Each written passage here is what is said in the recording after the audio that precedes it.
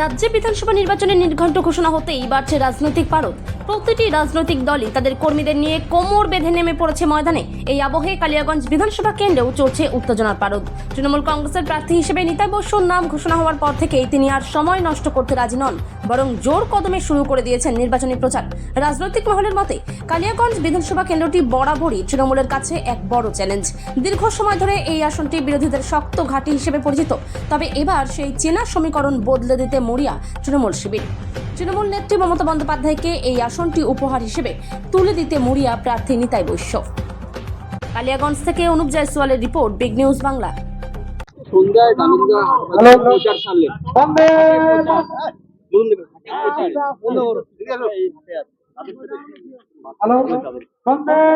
একদম ঠিক বলেছেন যে আমাদের তৃণমূল কংগ্রেস পার্টির পক্ষ থেকে আমাদের ভোটের প্রচার চলছে। আপনারা সবাই জানেন যে নির্বাচন ঘোষণা হয়ে গেছে, সেই হিসাবে প্রার্থীও ঘোষণা হয়ে গেছে। আমাদের তৃণমূল কংগ্রেসের পক্ষ থেকে আমরা মামাটি মানুষের সরকারের যে বিভিন্ন রকম জনহিতকর প্রকল্পগুলো গোটা পশ্চিমবাংলা জুড়ে মানুষের জনজীবনে বিরাট প্রভাব ফেলেছে, সেগুলো নিয়ে আমরা দোকানে দোকানে হাট বাজারে আলোচনা করছি, মানুষকে অবগত করাচ্ছি যে দেখুন এখানে একটা বিরাট নির্বাচন চলছে, যে নির্বাচনের মধ্য দিয়ে বিভিন্ন রকম শক্তিকে ব্যবহার করে সেন্ট্রাল গভর্নমেন্ট, বিভিন্ন যে স্বতন্ত্র এজেন্সিগুলো রয়েছে আমাদের সেন্ট্রাল গভর্নমেন্টে, সেই স্বতন্ত্র এজেন্সিগুলোকে আজকে ব্যবহার করে নির্বাচন কমিশনকে অযৌক্তিকভাবে বিজেপি পার্টি ব্যবহার করে আজকে পশ্চিমবাংলাটাকে দখল করার চেষ্টা করছে। যেখানে পশ্চিমবাংলায় তৃণমূল কংগ্রেসের বিরাট সংগঠন রয়েছে, বিজেপি কংগ্রেস শুধু ধর্মের নাম করে, ধর্মের সুশ্রী করে, মানুষের মধ্যে বিভেদ তৈরি করে, বিভাজন তৈরি করে রাজনীতিতে আসার চেষ্টা করছে। আর পুরো নির্বাচন ঘোষণা হয়ে যাওয়ার পর পুরো যে সিস্টেমটা, যে নির্বাচন পরিচালনা করবে, এই সিস্টেমটাকে নানা রকমভাবে প্রভাবিত করে কলাপস করে দেওয়ার চেষ্টা করে আজকে পশ্চিমবাংলাকে দখল করার চেষ্টা করছে। আপনারা নিশ্চিতভাবে দেখেছেন যে বিগত দিনে কোনোদিন আমরা দেখিনি যে নির্বাচন ঘোষণা হয়ে যাওয়ার পর একসাথে গোটা রাজ্য জুড়ে এতগুলো ডিএম একসাথে পরিবর্তন হয়। আমাদের গোটা রাজ্যের যে মুখ্য সচিব, স্বরাষ্ট্র সচিব, বিভিন্ন ডিপার্টমেন্টের যে চিফ প্রধানরা রয়েছেন, তাদেরকে একদম টোটাল একসাথে সেট পরিবর্তন করে দেয়।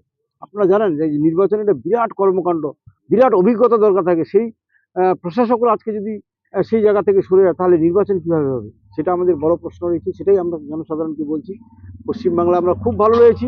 আমাদের মুখ্যমন্ত্রী আমাদের জন্য অনেক কিছু করেছে, সাধারণ গ্রাম বাংলার মানুষের জন্য অনেক কিছু দিয়েছে।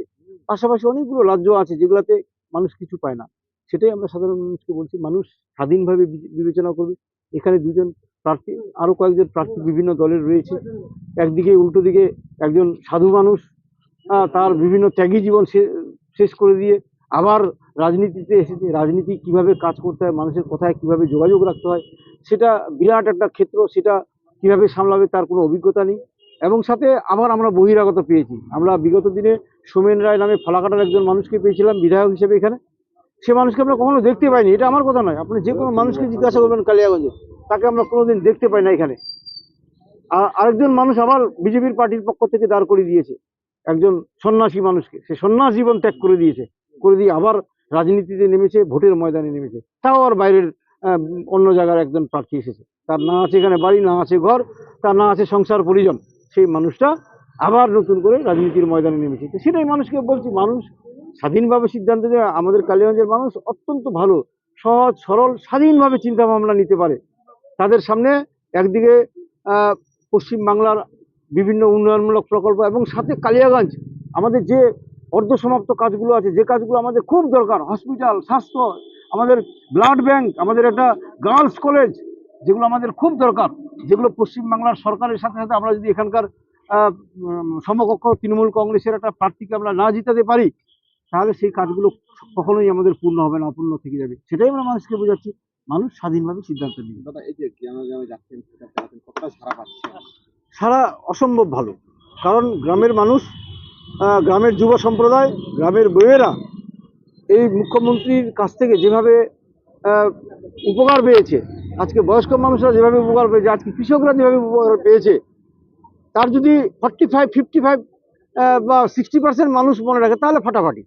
যা পরিস্থিতি আছে, মানুষের স্বতঃস্ফূর্ততা আছে, আমরা শুধু সেগুলি মনে করে দিচ্ছি যে সরকার, যে সিস্টেম আপনাদের সাথে পাশে আছে, যে সিস্টেম আপনাদেরকে আগলে রাখে বিপদের সময়, এসআইআর এর সময় মানুষের যাতে ভোটের তালিকা থেকে নাম না কাটে, এটা সবসময় আগলে রাখার চেষ্টা করে। যে ওপার বাংলার মানুষজন, বাংলাদেশি বিভিন্ন মানুষজন বিভিন্ন সময় আমাদের দেশে এসে স্থায়ীভাবে ভারতের নাগরিক হয়েছেন, তাদেরকে এই পশ্চিমবাংলা থেকে উচ্ছেদ যাতে না করতে পারে নির্বাচন কমিশন বিজেপির অঙ্গুলি হেলনে, সেটা পশ্চিমবাংলার মুখ্যমন্ত্রী মমতা বন্দ্যোপাধ্যায় নিশ্চিত করেছেন। সেটাই আমরা মানুষকে বুঝাচ্ছি, মানুষ রেসপন্স করছে ভালো।